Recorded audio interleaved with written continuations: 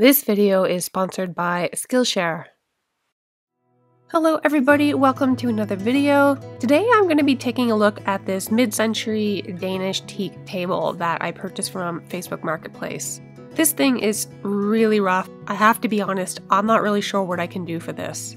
The edge banding is completely gone, the finish is atrocious, but I'm going to see what I can do. You guys know me, I have a big soft spot for mid-century furniture. I'm also going to quickly show you guys the little mobile workbench that I made for myself out of a repurposed desk from Marketplace as well.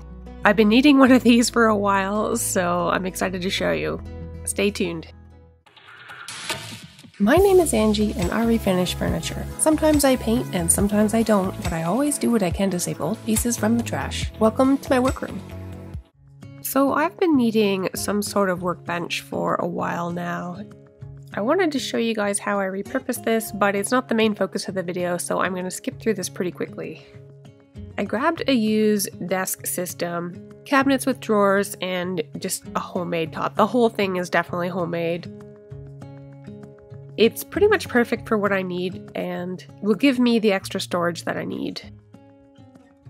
I need this thing to be mobile so I can move it around, but I also need it to be stationary at times if I'm scraping or doing anything where having it on wheels will be a hindrance.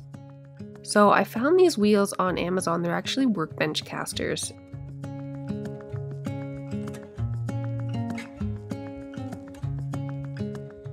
Basically what they do, they allow the piece to roll freely when you need it to. And when you need it to be stationary, all you do is lift up these handles and it will just fall into place. And when you're ready to pick it up again, you just do the opposite and up it goes. So one thing I couldn't tell from the pictures in the ad is that these two are not exactly the same height. So all I'm doing is using some shims, gluing them together to make up that height difference before I cut the countertop that came with it and add it on.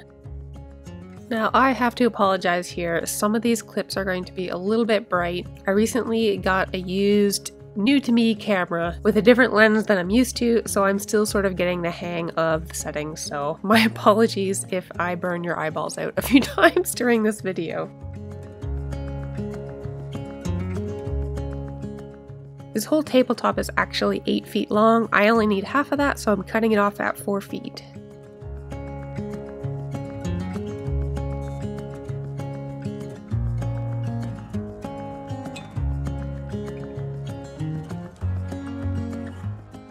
Once I have my shims in place, I'm going to add the countertop over it and attach it from the underside.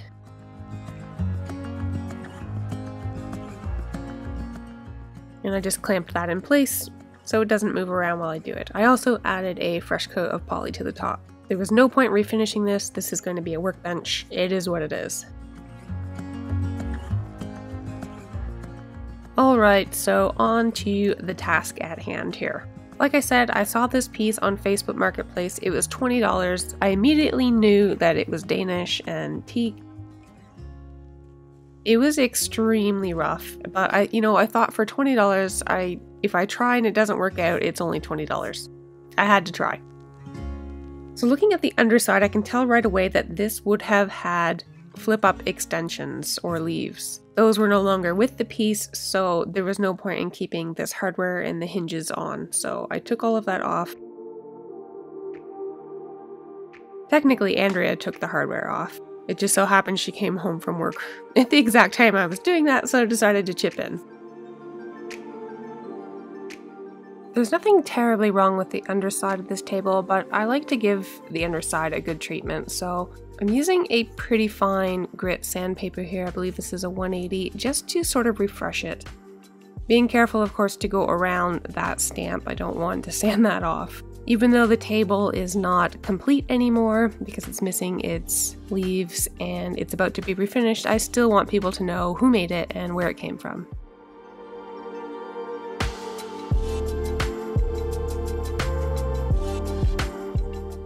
Yikes, this piece definitely has some battle wounds. It's got areas where the veneer is chipped. There's gouges, there's evidence of water damage, there's a few dark water stains as well. Here's the thing about refinishing teak. Teak is a very oily wood, especially in comparison to other types that are fairly common in furniture use. Because of that, the finish that is usually on these pieces, especially mid-century pieces, is some form of Danish oil or some finish that is in the wood itself, as opposed to like a varnish or a lacquer that is on top of the wood. Because of that, there's nothing to strip or scrape. There's no finish on top of the wood. So you can go right into sanding, but here's the caveat with sanding. A huge majority of mid-century pieces are veneer, especially teak. Now this table has solid wood legs and solid wood skirting underneath the table, but the tabletop and the underside of the tabletop is veneer sandwiching some form of pressed wood or pressed board. When I was sanding the underside, I saw a little bit of evidence that there was a possibility this table had been refinished once before, because it looked like someone had sort of sanded through the veneer on the edges of the underside.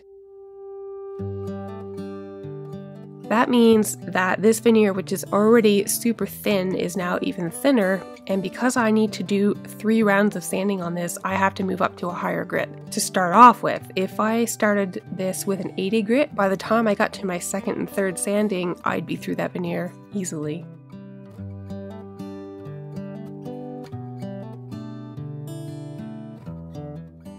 So once I was able to carefully sand through the weathered teak, which was that white-gray look, it's actually not looking too bad. More of the damage came out than I was expecting, but I still need to hit this with some oxalic acid. So when I use it, I like to first put it on the spots of concern and then go ahead and do the rest of the piece. And it's really important that you do the entire tabletop or the top of whatever you're doing, because if you don't, you're going to have a bleach spot where the dark spot was and the rest is not going to match. So you always want to do the whole thing. You want to coat it well. Oxalic acid you just mix into some warm water. Make sure you use gloves and a respirator probably if you're using it, and then let it dry. So while that's drying, I've just moved it out of the way. I'm going to move on and start sanding the legs and the skirt boards. These are actually solid teak.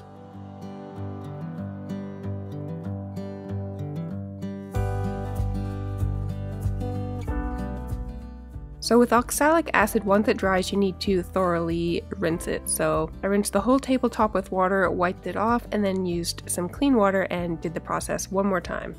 Normally I'm a bit more liberal with water when I do this, but because the edges are exposed and it's pressed wood in between these layers of veneer, I had to be really careful not to get the edges wet, so that's why I'm being a little conservative here, but still getting all the oxalic off by rinsing it twice.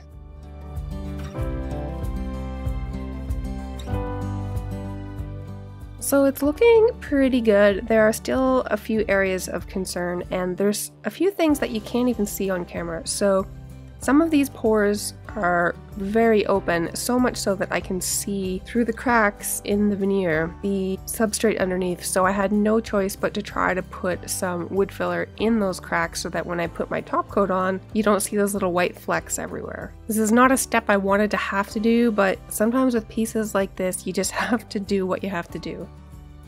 So that's all dry now, but before I sand it off, I want to get this edge banding done. So I ordered this online. This is 7/8 of an inch teak edge banding. Whenever you're ordering edge banding, you always want to make sure to order a slightly bigger size than the width of the board you're trying to cover the edge of. I like to leave a little bit of an overhang on each side. And this edge banding is pre-glued, so there's an adhesive on the back which requires heat to activate, and pressure, which is what makes it stick. So I have my iron here with no steam, and it's on the highest setting.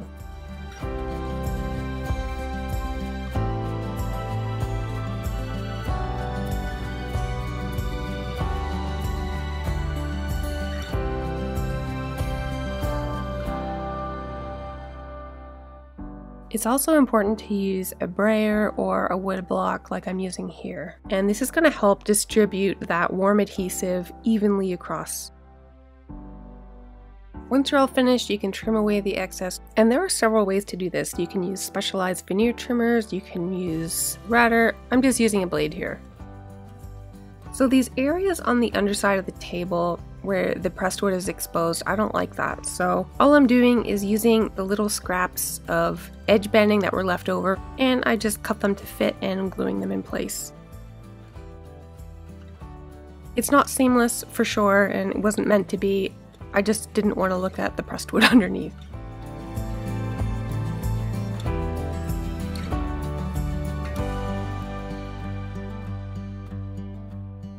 Okay everyone, one thing that I talk a lot about in my videos is that I'm always learning and always encouraging others to do the same. Skillshare is an online learning community that has so much to offer. I initially wanted to join Skillshare to learn more about how I can make better videos to share with you guys. I just finished my first class by Addy Singh, who did a really good job of explaining basic and easy camera movements for cinematic videos, Beginner's B-roll guide. So although I've been making these videos now for about 10.5 months, I still have so much I can improve on, and I'm super excited about being able to use some of these techniques to bring you even better content in the future. So the first 1,000 people to click the link in the description box below is going to receive a 1-month completely free trial with Skillshare, so that you can explore your passions and interests too. Seriously, you gotta check this out. I'm starting off the top coat of this table with Mr. Cornwall's Super Duper Everlasting Oil. I love that name. This is an Odie's oil product, and the reason I'm choosing this over the Odie's oil original is because it's a little bit thinner and a little bit easier to spread. So this is what I'm going to start with. And the first thing I did was the underside of the table, followed by the legs and the skirt boards. I'm actually going to reassemble this table before I flip it over and do the very top. The Super Duper Everlasting Oil is similar to the Odie's original in that you put it on, leave it for a bit, and then wipe it all off.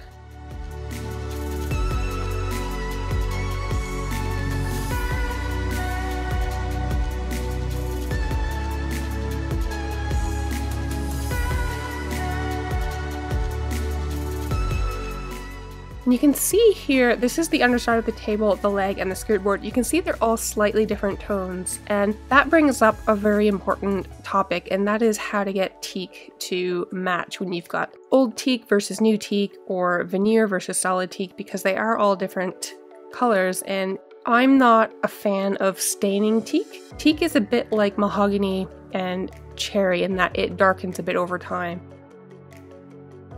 The underside of the table doesn't matter, but if I were to stain, let's say the top, which will be a little bit lighter, and the edge banding, if I were to stain that to match this warm, sort of almost orangey tone of the legs, as this piece ages, everything is going to get darker, so you'll never have that match for very long. So it's just something to think about.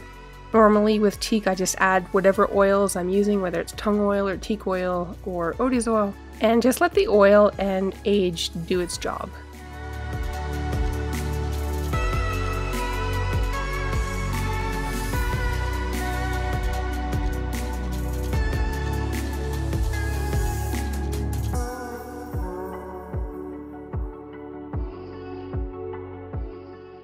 One thing I always sort of struggled with because of my big fingers is nailing small tacks, and like I have here, these nail-on plastic feet for the legs. So this was actually a gift from Nicole, and they're basically plastic pliers that helps you hold those things in place while you nail them. Super simple product, super handy.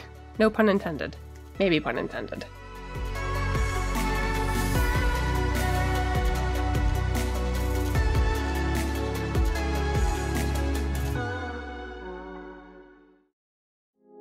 I'm finally nearing the end here. Now, what I'm doing with the top is sort of a two-part process, and I'm not showing it all here because it's basically the same thing over and over again.